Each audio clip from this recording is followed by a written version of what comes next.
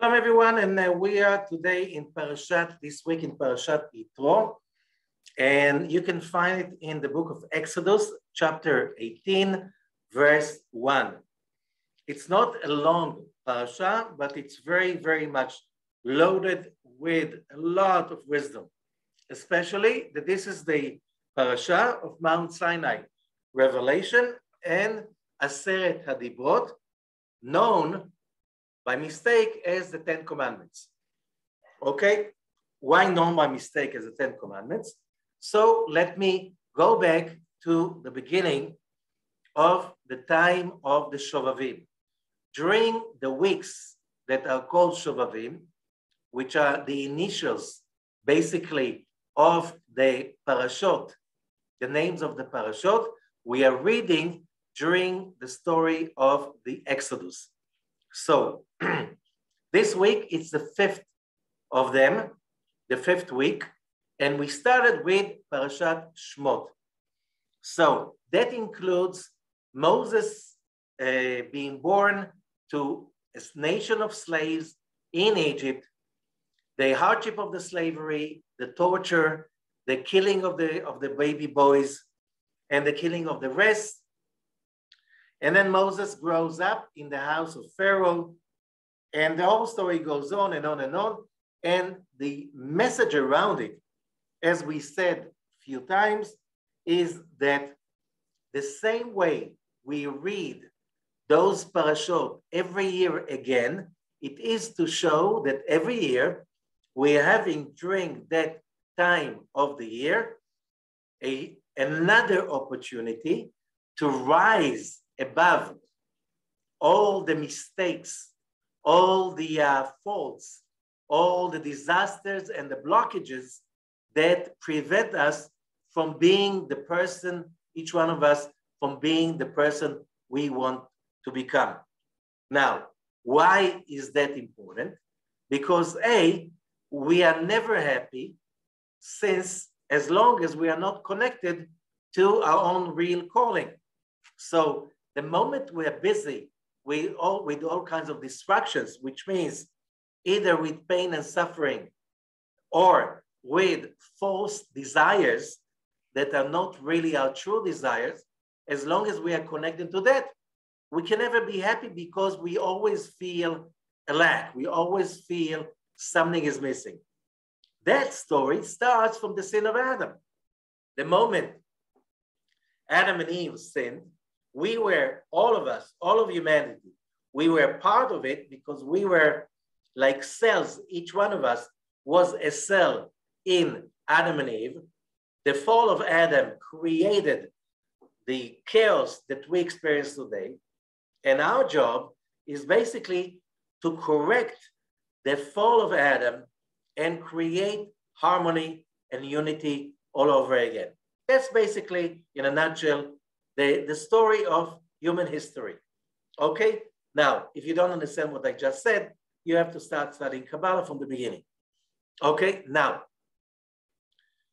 if you already know some Kabbalah and you understand what does it mean, and we understand that in the beginning, Genesis chapter 1, it says very clearly, 10 times it says, and God said, let there be.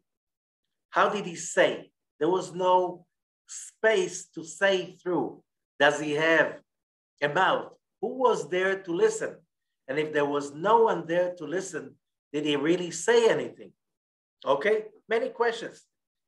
What the Kabbalists explain, the Zohar, all the other commentators, it's not just speaking. There was nobody to speak to.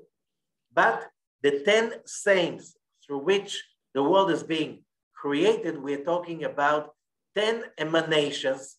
These are the 10 sephirot, illuminations of the tree of life.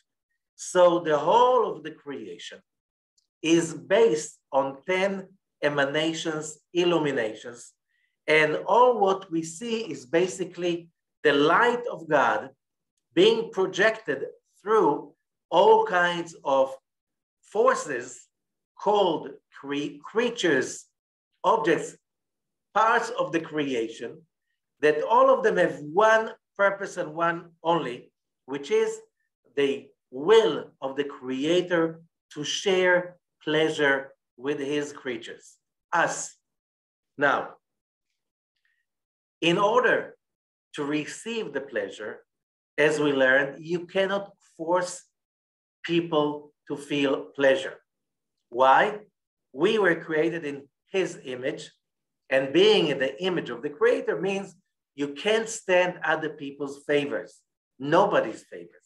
You need to be the cause of all the greatness that you achieve. Otherwise, you never feel it's yours. And therefore, we got free will.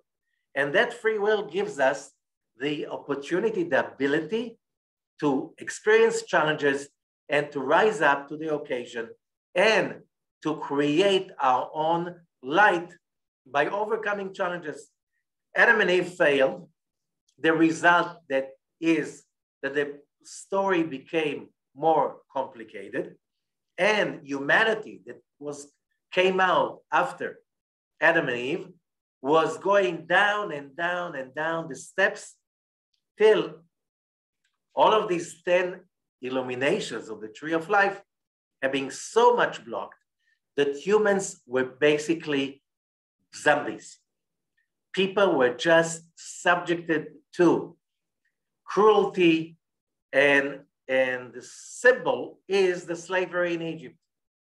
The fact that the ruler can give an order to kill all the male born, that he can take a whole nation and enslave them in a genocide, in a big genocide system. Concentration camps, Pitom and Ramses. If you just read the book of Shemot, just the beginning, the first parasha. Okay?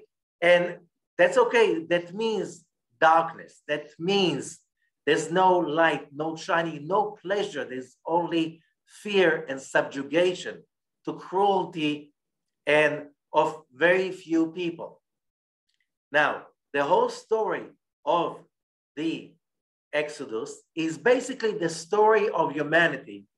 How do we release ourselves from the bondage of darkness, which is all kind of different forces and states of mind, belief systems, knowledge that we have that lead us to live miserable life because we are really away from who we should be.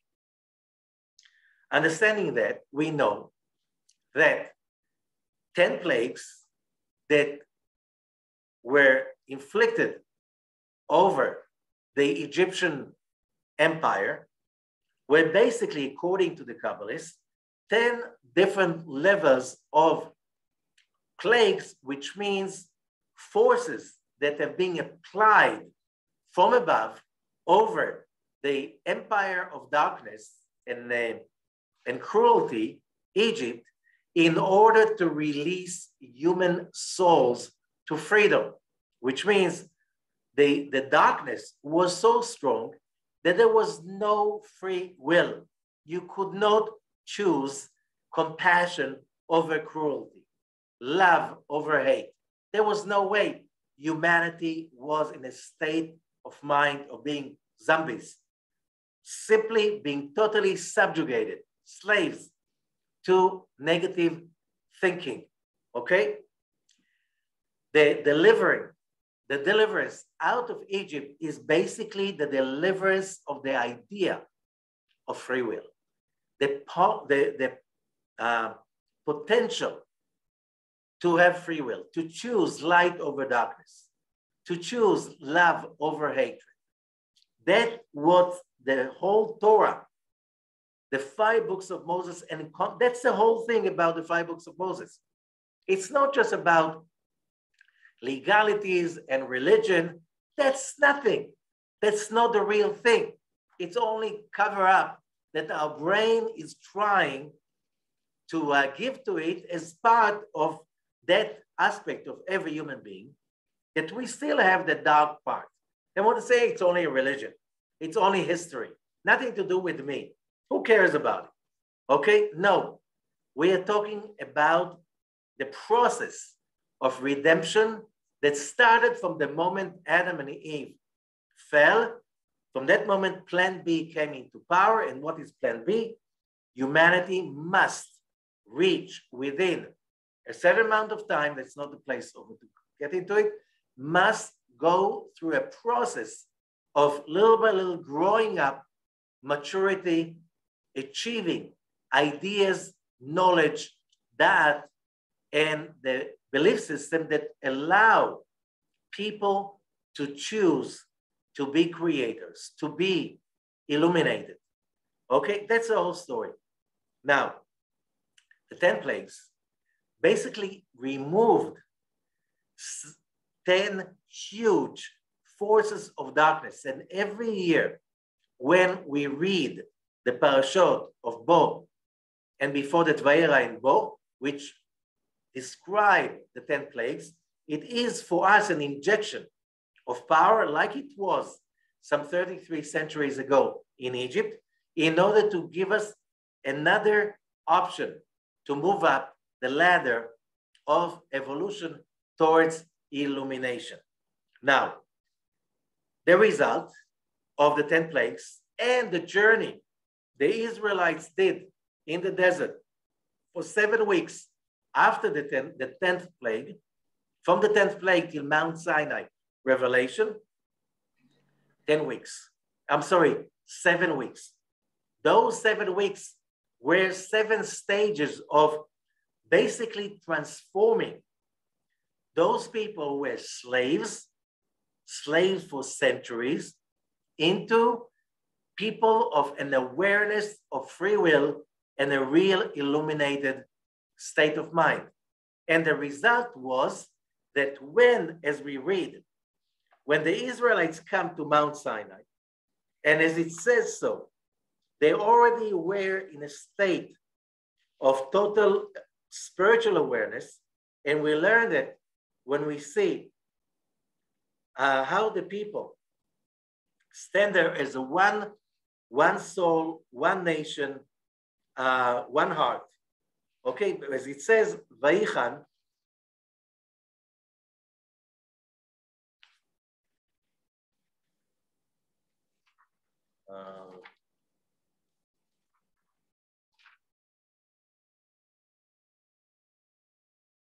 okay, that's chapter 19, verse 2.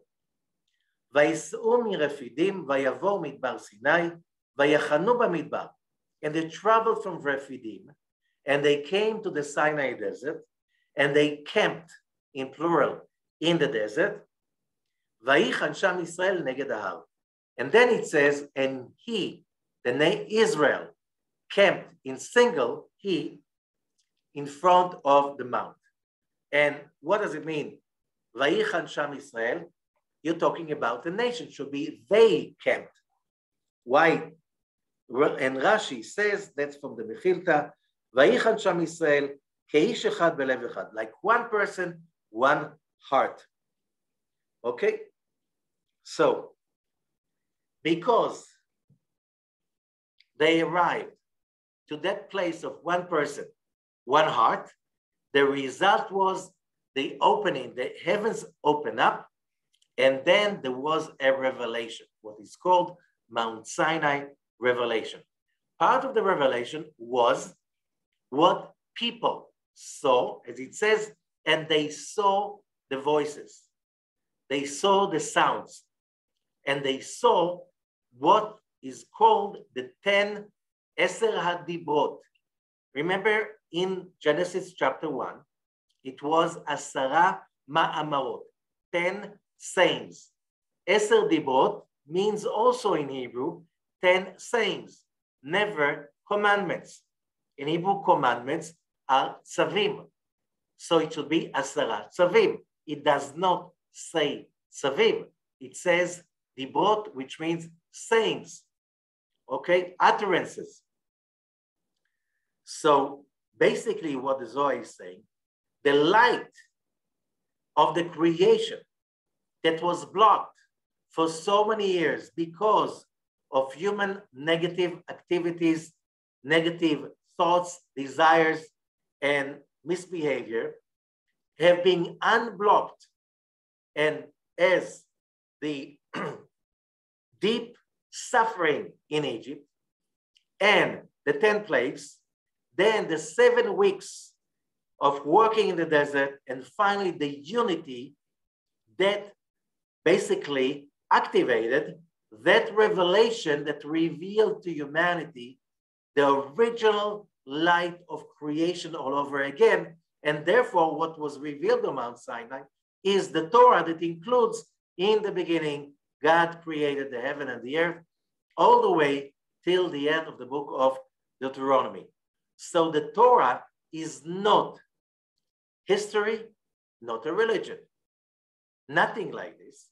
It is also, but it's more a revelation of which means of all the tools of reconnecting all of us, all of humanity, back to the source, which means the tools of total redemption from any kind of pain and suffering is encompassed, concentrated in that what is called Mount Sinai revelation that came out finally as the 5 books of Moses. Okay, now how we on this week understand and connect to that consciousness, because every human being wants to be redeemed. Every human being wants to be happy, wants to feel connected to his inner core, inner desires, and feel accomplishment and fulfillment that are true, lasting fulfillment. How do we do that? It's all in these parashot, and there is a concentration, especially in this parasha, Parashat Yitro. Now, how do we get it out from the Zohar? The Torah itself, the story of this parasha, as we said, it started in chapter 18, verse 1, and it starts, Vayishma Yitro Kohen Midyan Choten Moshe. And Yitro, Jethro, the priest of Midian, the father-in-law of Moses, heard whatever God did to Moses and the nation of Israel. He heard about the exodus that God took Israel outside of Egypt. So, verse 2, Vayikach ito choten Moshe Tzipora, so Yitro, the father-in-law of Moses, takes Tzipora, Moses' wife, that during all of that struggle between Moses, Aaron, and Pharaoh and his warlocks, Tzipora was safe at home with her father in Midian. Why? So she cannot be taken hostage in order to threaten Moses with her 2 sons, their 2 sons. Okay, so that's how it starts. And then the second part of the parasha is the story of Mount Sinai revelation. And the question is, why these 2 stories must be together?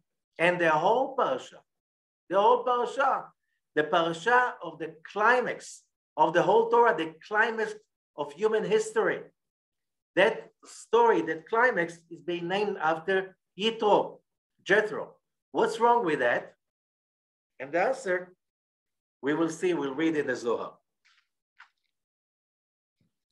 So, we said like this. I'm reading in the Zohar of Parashat Yitro, Perush HaSulam, verse 9. Tachazi, come and see. ברזת וקדושה יהיו מלך וכהן ומשמש תחותי. In the level, in the secret of holiness, there is the symbolism of a king, a priest, Kohen, and the one who serves them. Ben Leila Ben Letata. The same way that a normal system has a king, a priest, and so on, all of this structure, okay? You see over here somehow separation of church and state. The Kohen cannot be the king and the king cannot be the Kohen. But you see also that it says as well, Ben le'ela ben letata. It's above and below. It melech le'ela. There is the king above, the heavenly king, which is the secret of the Holy of Holies. We're talking basically on a spiritual frequency that is called the Holy of Holies. And is also the divine king. And and is also the Kohen, which is the initial light of love and mercy. The Kameshamesh Kamei that serves under him. V'dayu Kohen de'ikre gadol. That's why it's called Kohen Gadol. Kohen means in Hebrew. Really, Kohen comes from the word lechahen, which means to serve. Okay? It is translated as a priest, but the Kohen is a servant, civil servant. He's there to serve the Creator and to serve his creatures. Okay? And he's called Kohen Gadol because Gadol means big, but in Hebrew, it means also chesed, loving kindness. Sitra Demina, which is the right color. Okay, so we're talking about the structure of the Olamot. So when we are talking about the upper king, we're talking about the Sephirah of Binah, which is the source of life in the tree of life. Underneath, there is Sefirat Chesed, that's the high priest, okay, which is on the right side. The same way, we will have as above, so below. We will have in the physical world, when we want to have a holy kingdom, which means a society that is functional, okay? Functional, you need to have a king, which is like the king of above. And you need to have underneath, you need to have the priest also. Now, as the biblical law is about. That's, so verse 11, what about the other side? In order for us to have free will, we need in this world to have two sides, light and darkness, truth and lies. Okay? And that's called the other side. Otherwise, you don't have free will. You need to have evil inclination and good inclination. Okay, you need to have the dark side of the body and you need to have the soul. That's how we have free will. Otherwise, we don't. Okay? So as we said, the same way, in the dark side, in the other side, there is a king, which is called Melech Zaken Uchsil, an old and foolish king. This is the evil inclination. Why is he foolish?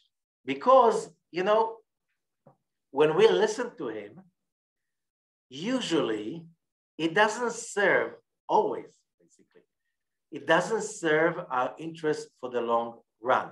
Behaving in a selfish manner always get us away from our true goal, to be an enlightened creature, a creature of enlightenment and spiritual manifestation, okay?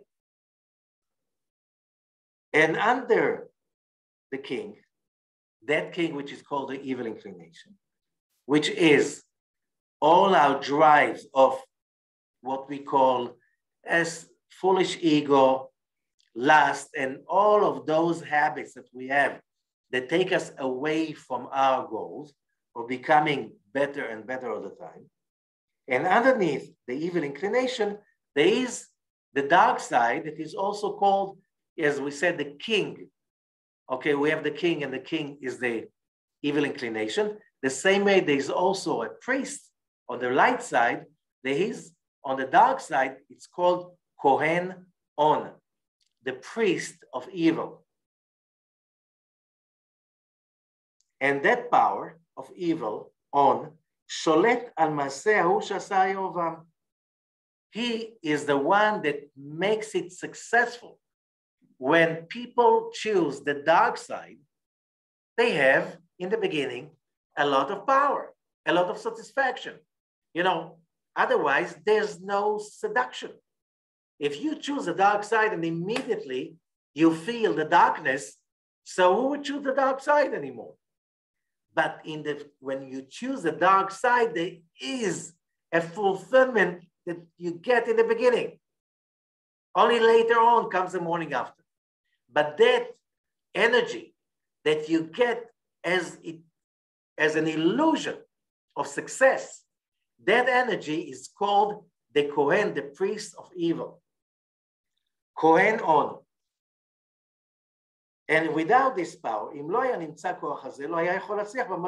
so we know a lot of empires of evil that subjugated people, enslaved them, robbed them, murdered them, took whatever they had, and they made it for a while till they collapsed. We know ourselves, we do evil stuff, we know it's evil, still we have pleasure. Where is this pleasure coming from? That's from the priest of evil, Kohen on. So now, in order, and then the Zohar gives us an amazing secret. Who was Yitro? Jethro, Yitro, the father-in-law of Abraham. He was the greatest priest in that generation of evil on the physical level. He was the high priest of all arts of darkness, which means if there is any way to connect to darkness, either worshiping in the physical realm, Yitro was the master of all of these. Okay? He was the master. He mastered it. And that's why he was famous all over the world as the priest of evil.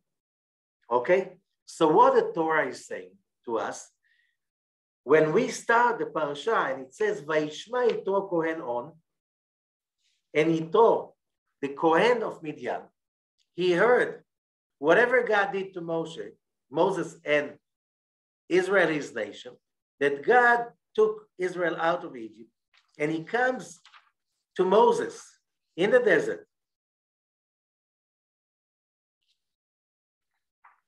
And as they meet, and he meets with Moses and the elders of Israel,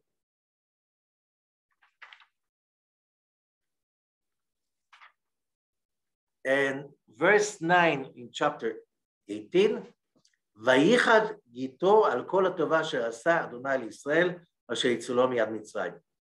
And Yitro was very happy about all what happened to Israel. Okay? And he says, verse 11, עתה ידעתי כי גדול אדוני מכל העולים. Now I know that Hashem, Youdkevitch, is the greatest of all forces, all gods. Okay? So Yitro at that moment basically is changing side. Okay? So the Zohar continues. Verse 12 in the Zohar Sulam.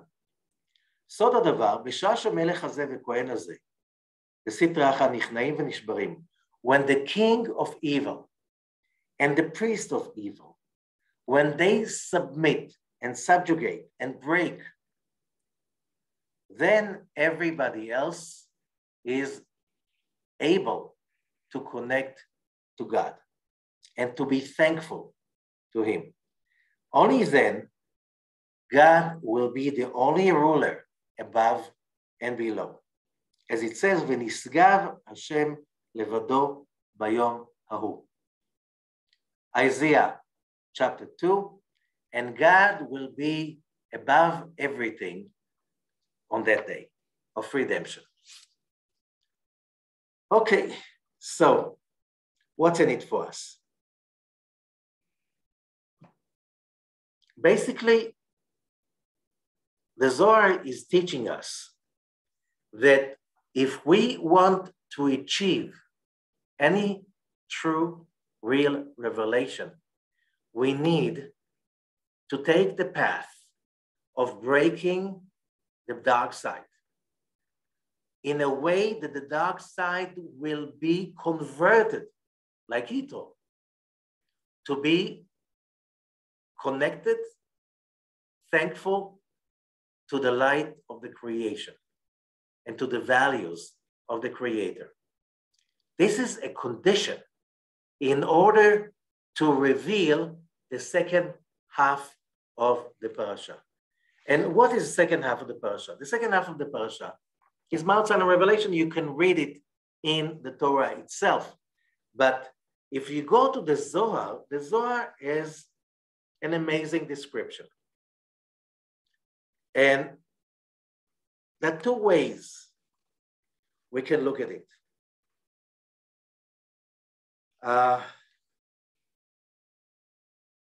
There's a lot, and I don't want to waste a lot of time on that.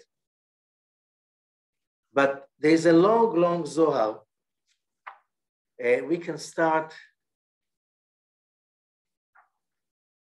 You can read it in the Zohar Parashat Yitro if you have it. But it says, it's all about that part in the Torah that says,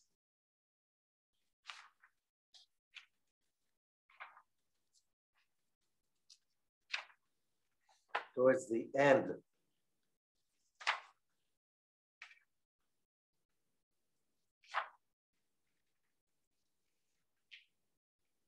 of the revelation,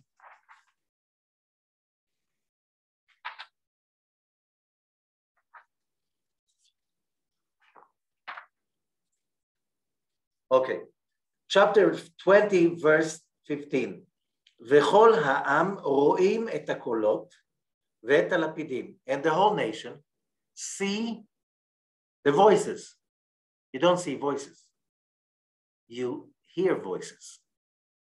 And the torches, and they see the sound of the shofar, ואת ההר השן, and they see the smoke over the mount, VaEra, and they all had awe, and they moved and they stood afar because it was so awesome. Okay, let us go to the Zohar explanation of what happened over there about the same verse that we just read. So I'm going to just read part of it. It's if you have the Zohar in English and you can read it, it's amazing. But I'll just start in the Sulam, verse 3:12.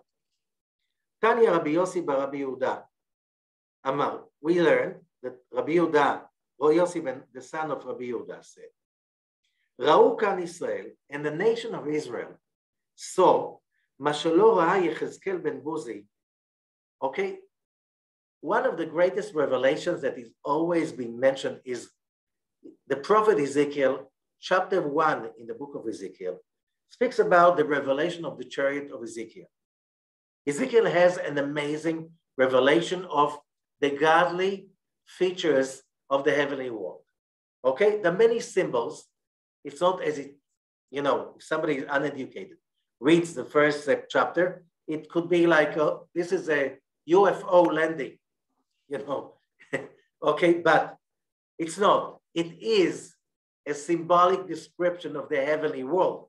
And a lot of the Kabbalistic teachings is based on the symbols that appear and the orders, or the order of the symbols that appear in the Ezekiel's revelation in the beginning of his book.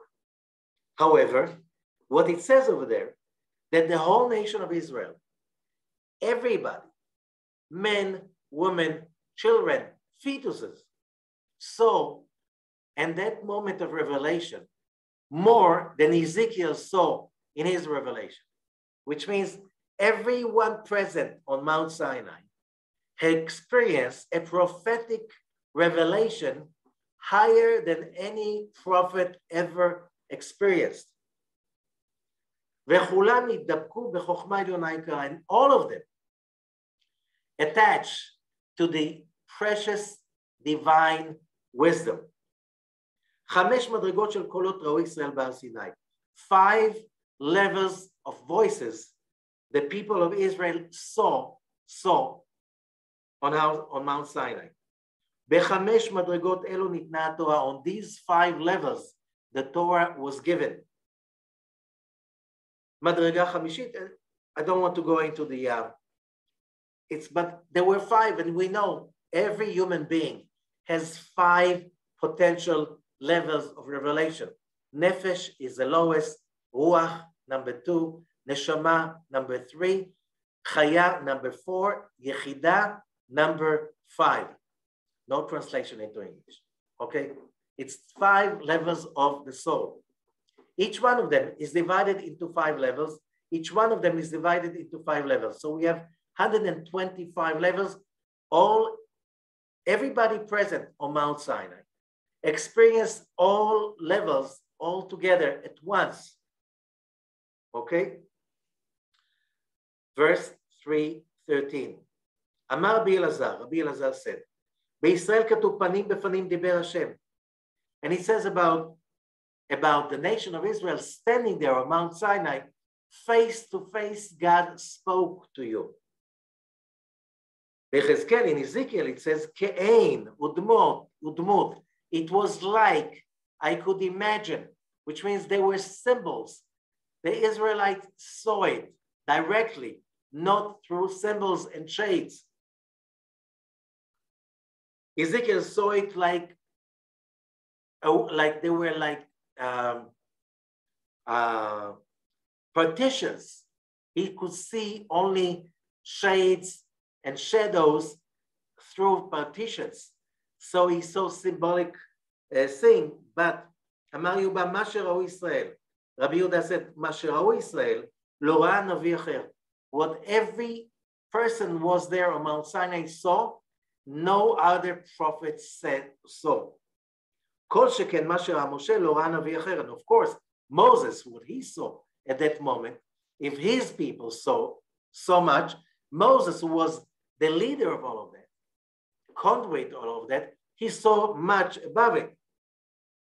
שכתוב בו, ויהי שם עם הוויה. He was there with God. שהוא סוד אספקלריה מריאה. It's like the shining mirror. What is shining mirror? It's like you're watching right now, you're looking at the computer or a TV, and you see an image. You don't see a shadow that you have to guess. You see the way it is. Okay? It's again an example. As it says, ומראה ולא בחידות. It was direct and not through enigmas.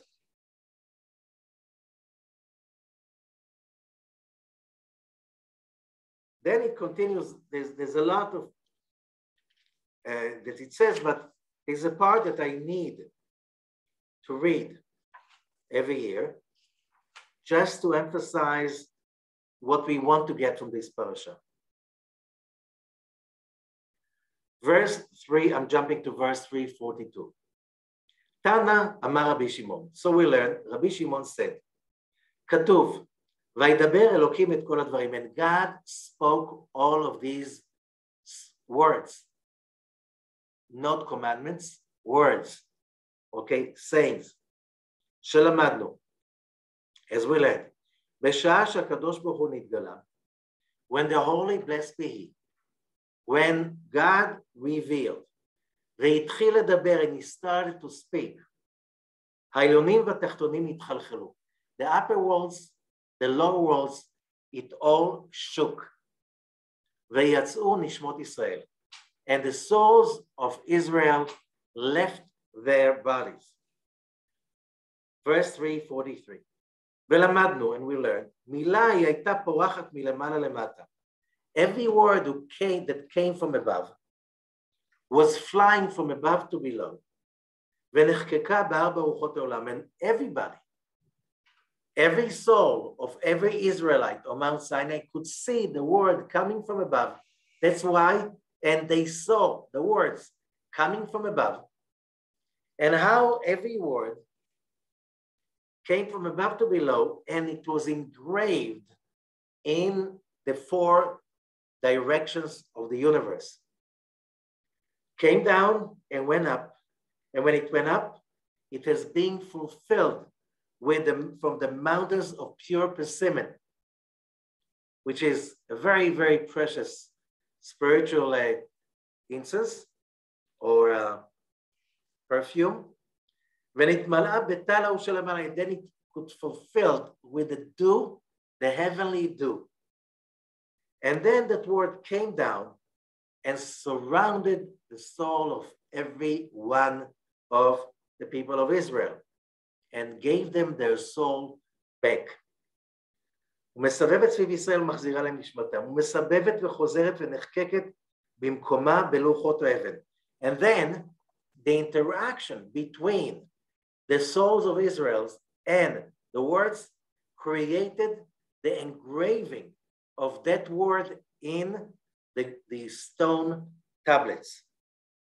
And so it was with every word.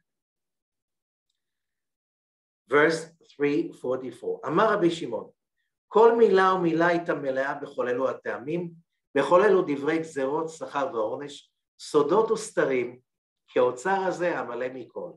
Every word was full of reasons, explanations, cause and effect, logic that behind it, with all the cause and effect, which means punishment and reward, and all the secrets behind it, like a full treasure, which means the Israelites on Mount Sinai, they saw every word not as a word, but they basically saw the matrix, how the universe is structured, how every action creates a reaction.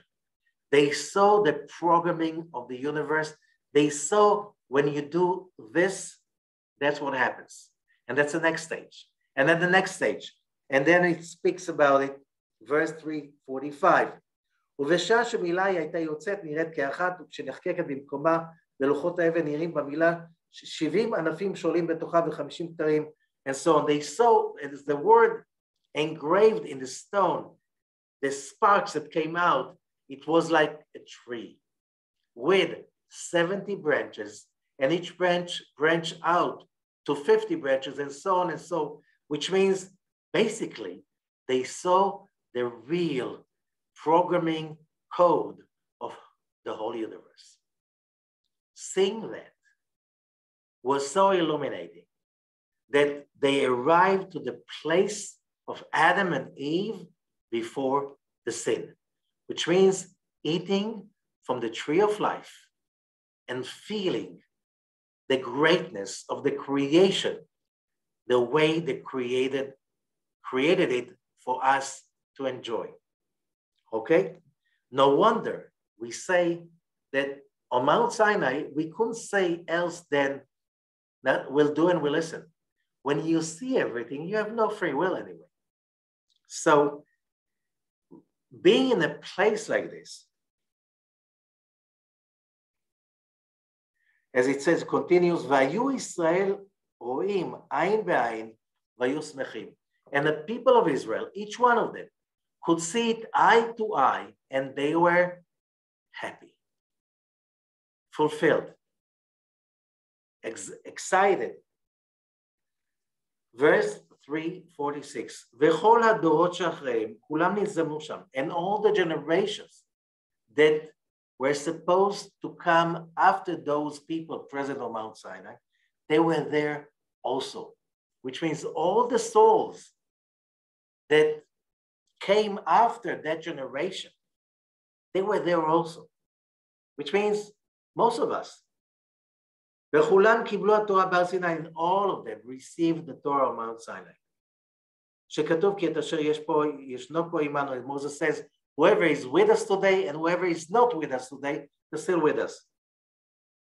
וכולם היו כל אחד ואחד קראו לו, and each one of them receiving like they are structured to receive. וכולם רואים מקבלים הדברים, and all of them see and receive, and which means accept those words. Of course, there's much more to it. But here we have, like, do you want to know what's your purpose? This is your purpose, our purpose, each one of us.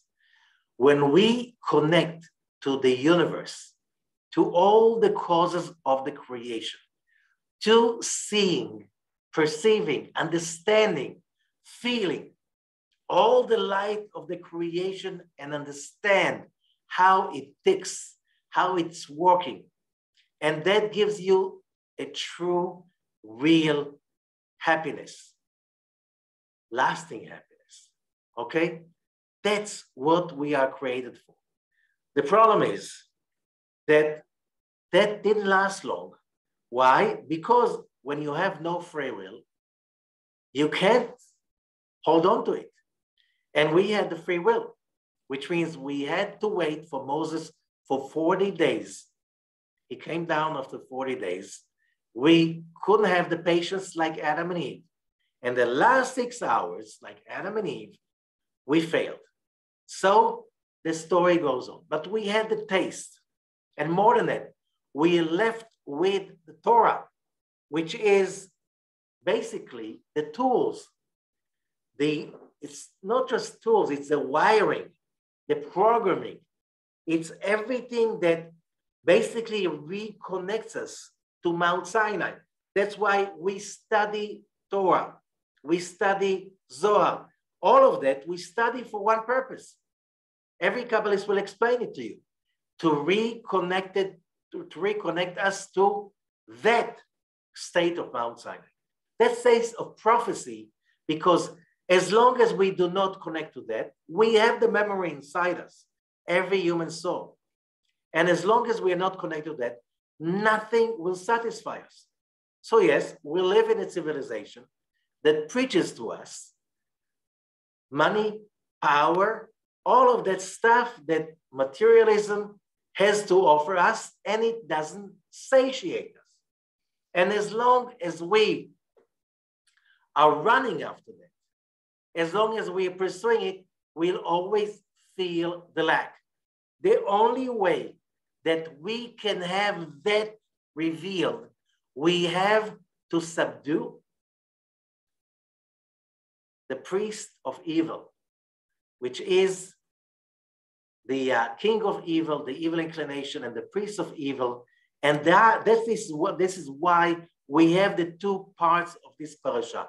It starts with the story of Yitro, and what the Zohar is saying, only when the dark side inside us is being subdued, only then we can awaken and to the true, real connection and happiness. You cannot leave your selfishness, your false belief system, all of that stuff of materialism. You can't leave that untouched and expect enlightenment, expect real, true happiness. You have to take the two together, which means this is the cost, this is the reward. Okay, so as long as people are not committed, and that's a lesson of Parashat Yitro, as long as people are not committed to fight their selfishness, to fight all of those traits in our nature that the Torah is teaching us, that they are wrong. Those values are eternal. You cannot change them. You cannot fight with them. You cannot say, oh, that the Torah is something, it's an ancient document. It fit only to those days. It did not fit those days. It was a much, much ahead of its time. The Torah speaks about freedom. Remember, this is thousands of years before the Magna Carta. This is thousands of years before the French or the American Revolution. The right for happiness is here on Mount Sinai. All the revolutions that came later on, they were only just inspired by this revelation. So if you want to achieve prophetic wisdom, spiritual fulfillment, you cannot unless you choose the way of the Torah. Or there is a way of suffering. It's called Derech HaYisurim, the road of suffering, which means like Pharaoh in Egypt. You go through bumps, you go through suffering and misery and so on. Humanity, most of it went through a lot of suffering and misery along the generations, little by little, to realize that cruelty, that and lust, those sins, they are sins, and you cannot justify them by any means. Oh, you can, launder them with and brainwash them with, the media can say, oh, this is okay. It was not really, they didn't really mean to. Oh, they're really this, and it doesn't matter. The values are eternal.